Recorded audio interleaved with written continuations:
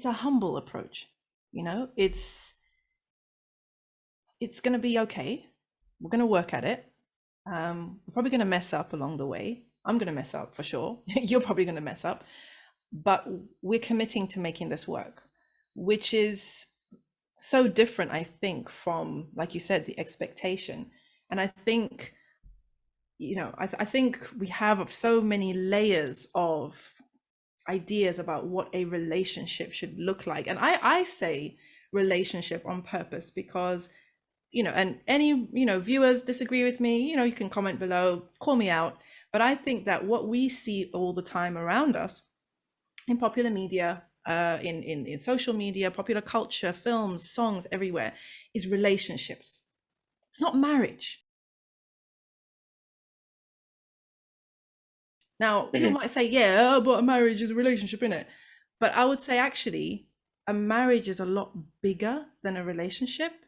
Yeah. And you could have, if move halal and haram to the side, you could have a gyal, and you and that gyal, you're like that. Your relationship is great, is fun, is cool. You enjoy each other's company. Everything's nice. But the marriage part now, are you on the same page? Does she want kids? Do you want kids? Your families hate each other. You don't want to live together. She doesn't want to live here.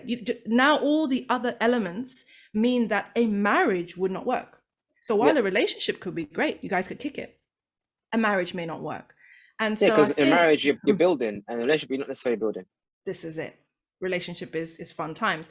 And relationship is enjoyment. Yeah, it's just enjoyment. Yeah, exactly. But I think that, and again, I say this, and open to for anybody to call me out, but I think that what we are bred for is relationships and not marriage. Because I know for a sister or a woman who wants to get married, what's she looking for? She's looking for a man to love her, to appreciate her. She wants the romance. She wants to have the the companionship and the relationship aspect. She's very clear about that. She wants to be in love. She wants to be loved.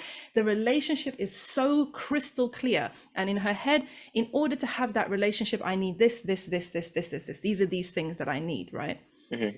But the actual marriage and the work of marriage, and even the ultimate purpose of marriage, we are not bred on that. And I think it's hardly ever spoken about.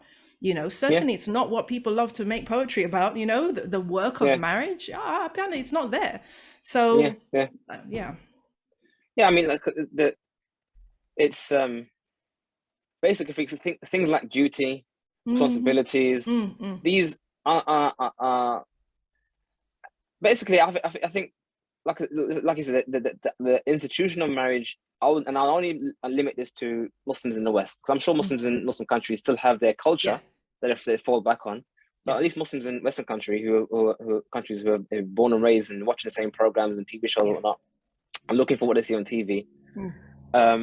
It's a very individualist, selfish approach, and you can see that manifest in the way they treat the children in that relationship. So I'll give you an example. The classic case, which is not uncommon. I don't have to say I heard or I speak. We all know of marriage break apart, and then now the husband's not allowed to see his kid because wife's not allowed to see the kid and that kind of stuff. Now, if you just sit back and just ask yourself the question, put aside why their marriage broke apart and what kind of stuff. The question is, you have children. This child is a combination of two people, husband and wife, mum and dad. There are responsibilities that are there that supersedes the individual mum and dad. Responsibilities that have to be fulfilled irregardless of mum and dad's wishes. But because we see so often this disregard, it shows that they only care about themselves. I mean, one brother told me, and this is quite sad actually, when I heard it, I thought, my days, that one parent was so adamant not to give the child access to the father, or to give the father access to the child. Actually told the child the father's dead. La ilaha illallah. The father was shocked to find out when he met his son was surprised he was still alive, because he was told he was dead. Wow. Now, again, some might say, oh, but maybe he was this and maybe he was that. Again, all this is irrelevant. How he and her was to themselves is one discussion. And they got divorced, and that's been dealt with. But now we have him and his child. That's a different discussion. But this is my point. The point is that we view this responsibility as something, for me, this is what I want. Who cares what you want at the end of the day? Yeah.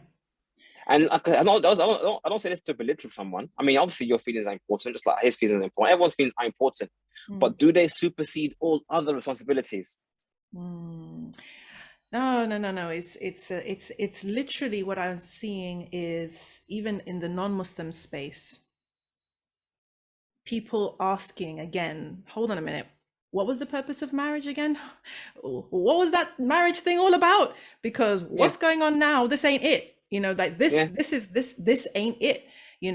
If marriages are going to be based on, like you said, individual fulfillment, feelings, emotions, how much you're vibing in that period of life or whatever, they are necessarily going to be short-lived.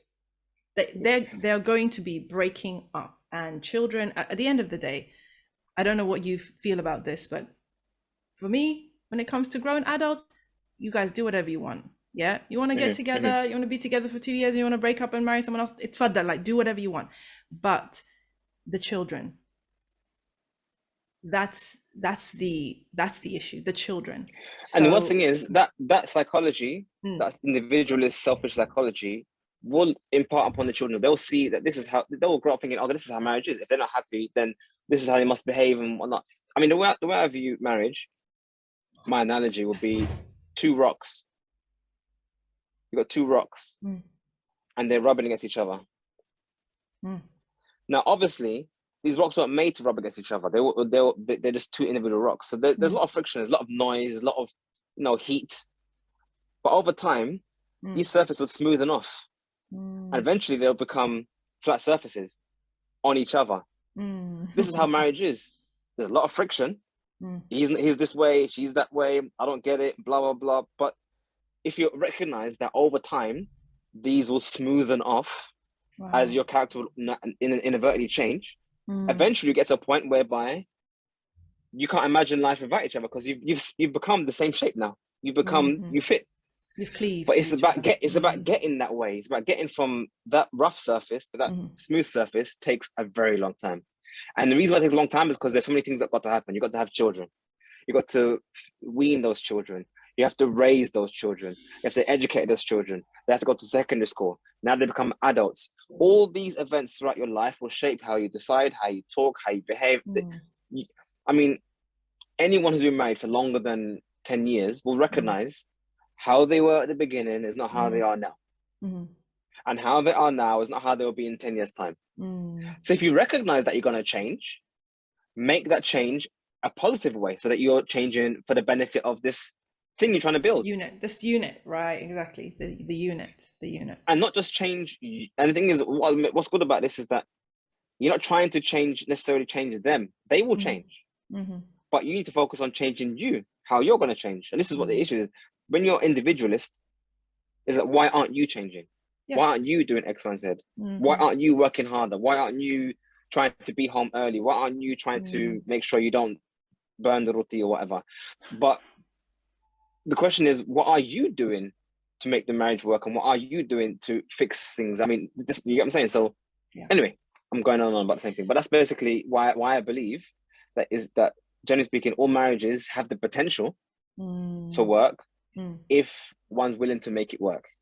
And I don't really believe that something is really, really at the end. Really. I mean, I've had people sometimes say, oh, I want a divorce. I can't take this person. No. It's the end of the world. This person is a narcissist. He's a this, he's a that. I said, cool. After about probably an hour of chatting, you scratch the surface, you realize, wait, if this person was to work hard enough and blah, would you go back with them? I will think, yeah, I probably would. So therefore, isn't that bad then, isn't it? I mean, you still have feelings then. You still will make it try. So it's just about making the effort.